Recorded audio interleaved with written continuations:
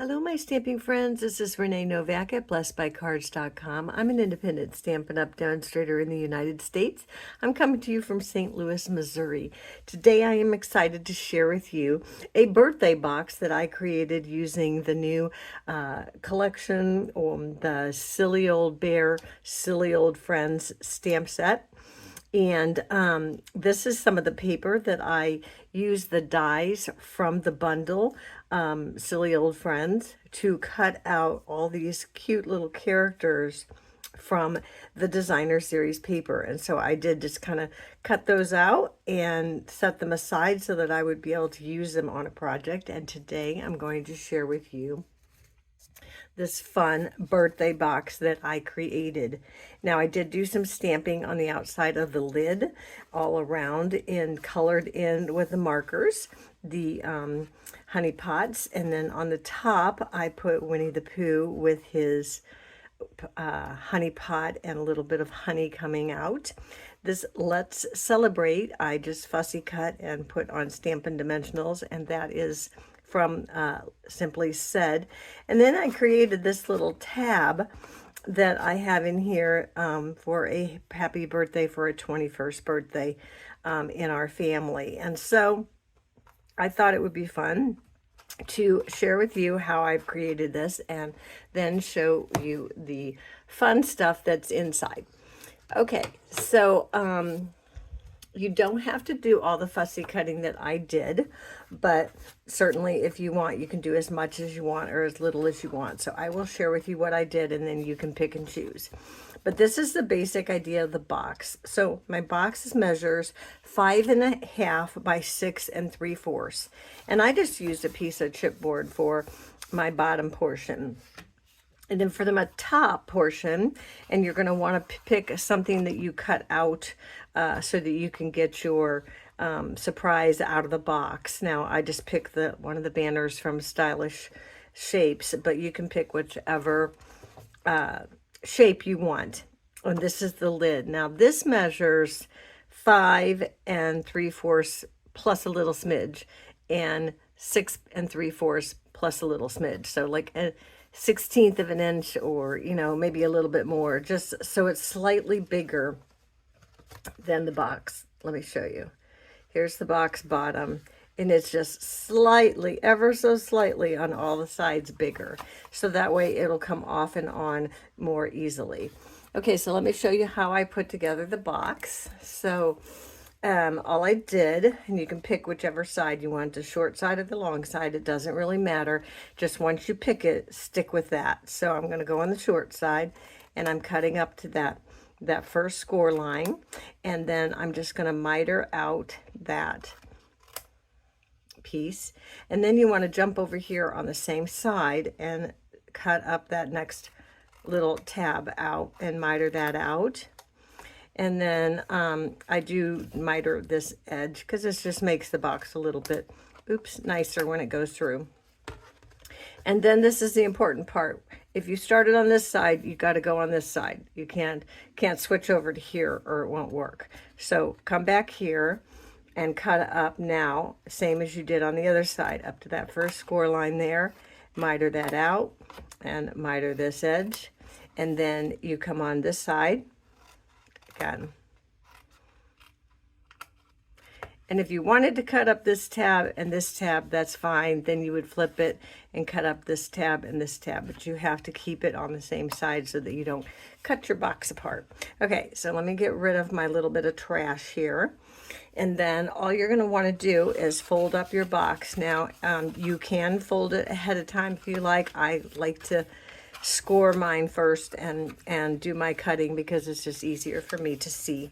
But maybe your eyes are better than mine, and so you can do it however you want. So then once you have it all scored, you just want to fold up on all those score lines. And I think you can see where this is going. And then we're going to fold these little tab pieces in, and that's what we're going to glue to this right here to create our box. And so that's going to be how you create the box. So you're going to want to put glue on both of the tabs. So I put them down, fold them, put glue, put glue, and I did use this tear and tape so that it would be a stronger hold. But you can use the liquid glue if you want, but make sure you use something really strong like Stampin' Seal Plus or the tear and tape. And that's how quick and easy that little box comes together. Okay, so then the lid, which you want it to be slightly bigger. So I did my stamping, and I stamped around all the areas where it's going to show. So I did my stamping and my cutting, or my coloring first.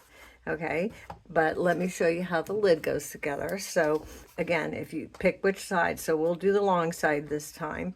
So if you cut up here, and then you cut that out, miter this side, and then do the same thing on this side, and then just miter this side. It's easier for me to turn it over to miter, and then make sure you flip it so that you're cutting up the same things. Okay, so you're just going to go up there, and I miter on the tab, and then miter on the tab, and then the same thing over here, straight up, miter the tab, and then miter that last tab. Okay, so now you can see that it doesn't really matter which side you do, just stick with your side that you pick. Let me get rid of my trash, and let me see if I can do this scoring for you, or folding for you on the score.